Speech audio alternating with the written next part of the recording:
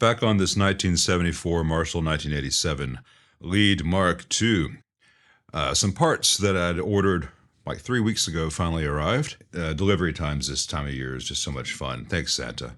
Anyway, in the previous video, you saw me replace the burned, messy sockets with new Beltons, including these flyback diodes. Got some new grid stoppers added here and here. Sorry, doing this left-handed through a lens, it's hard to see. New screen grids added up in the air, some 5 watts.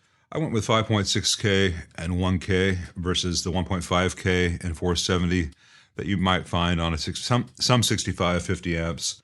It doesn't make a huge difference, but this way, if the owner eventually wants to go to EL34s, nothing has to be changed here. It really doesn't affect 6550s much either way, but 34s do notice the difference. In this shot, you can also see the new Vishay 105-degree rated caps in the bias supply here. Some all new 1 in 4007s in the rectification and in the bias supply there. And very neat output transformer secondaries going to the impedance switch. But I'm only using the impedance switch to hold the secondary connections and give me the negative feedback connection on the 4-ohm tap. I've got wires from the 8 and the 16 to 16 and 8 here on some new output jacks.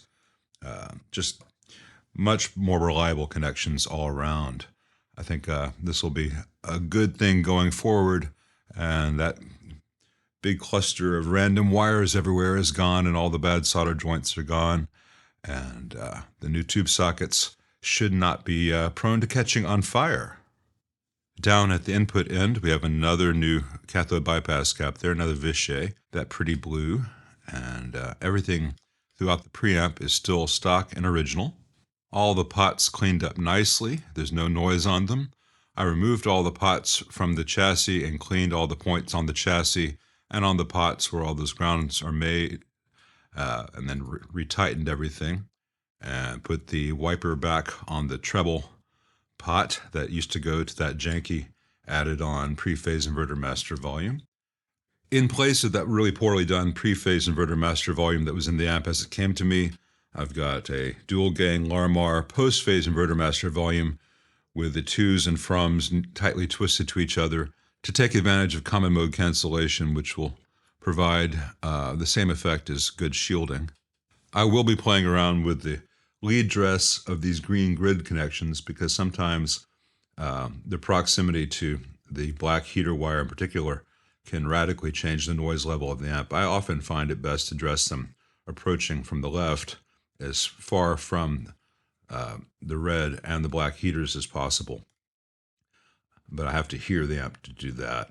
And this one came from the factory dressed kind of this way, but both of these can be improved. You'll notice I do not have the hardware holding the board tight yet in place. I do that last, and I put the knobs back on last once I'm sure this board does not need to come up a third time. And in this case it will, and I'll show you why.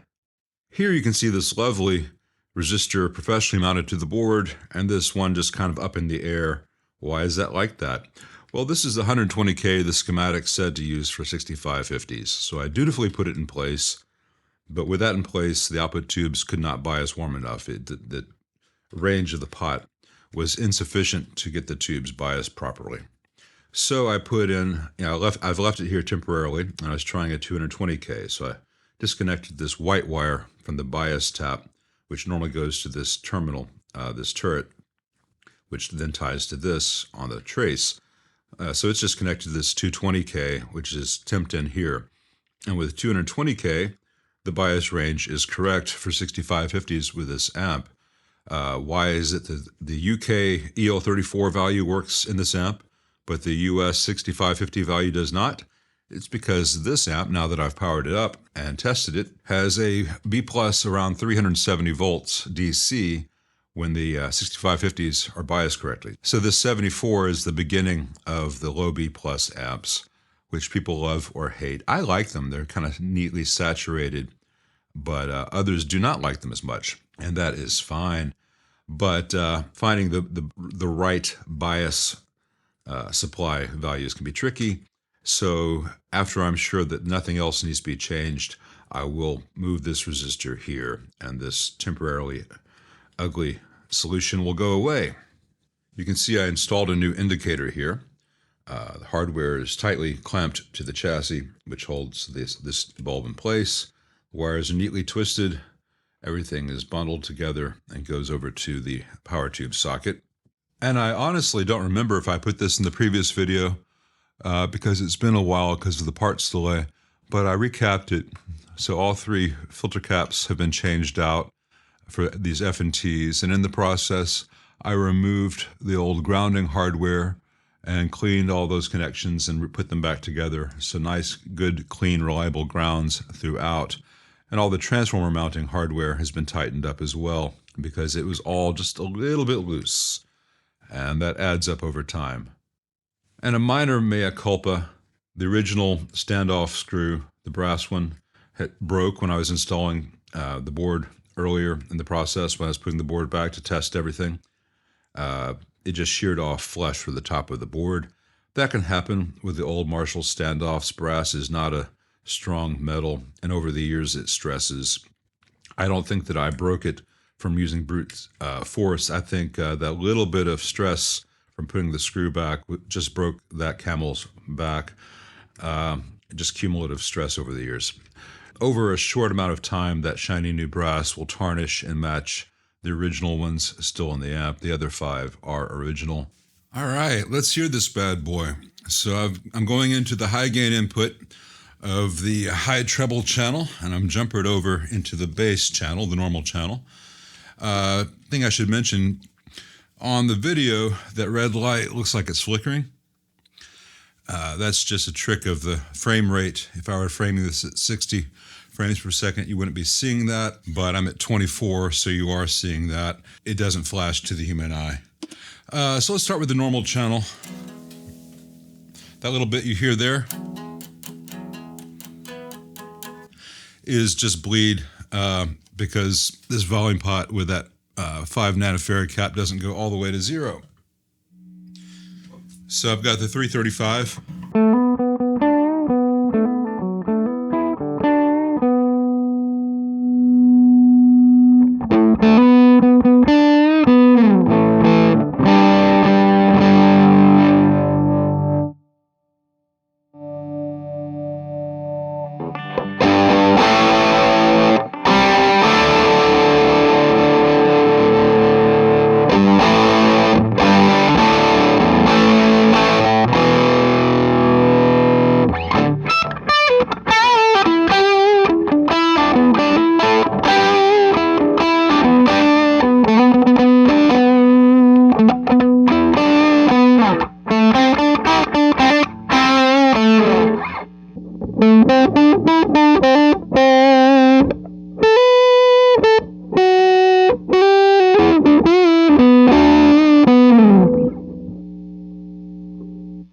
The hum is because I'm sitting with the pickups about a foot and a half from the transformers. This is not a place where I would normally play.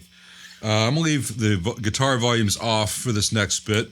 There is the background noise, and I can hear a little bit of buzzing. Let me move this grid wire.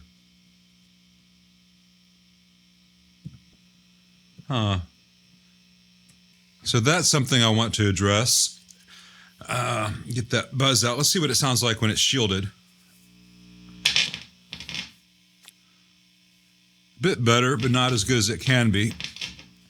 So maybe some ground scheme changes might be beneficial. The trick as a tech to doing this stuff is the proximity of your hand changes the sound. I will play around with that. This is everything you've heard now has been with the master volume turned down a bit because the 335, I'm like 8 feet from the speaker. I put the 57 on the Veteran 30 for this one, by the way. It will feed back with the master volume all the way up in this space. I'll test the amp at full volume later, probably using one of my other guitars. But I want to dime everything on the amp and see if it oscillates.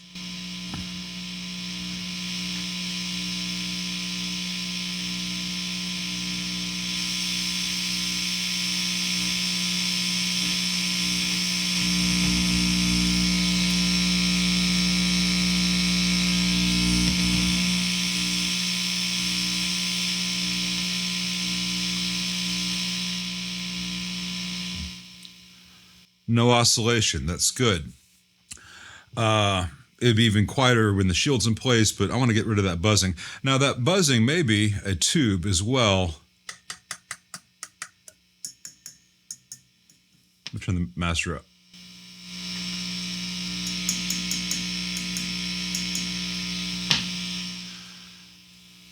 The 6550 on the right in this orientation, being the left when the thing's back in its head cap, is just slightly microphonic, not enough to worry about.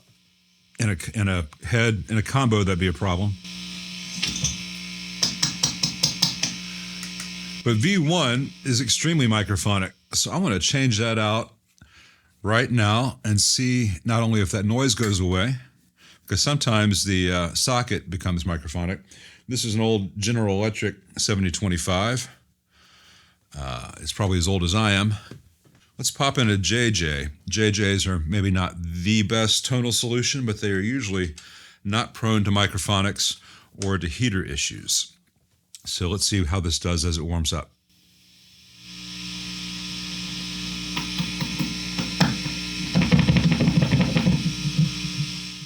All right, so we have the same buzz, and we have a little bit of, actually quite a bit of microphonics, but that sounds like it's the socket. The socket is very physically loose. I know you can't see what I'm doing here. Let me try a different tube in V2 as well. Tracking down noises in these things. This is also an old GE 7025. Let me put the 7025 that was in V1 into V2.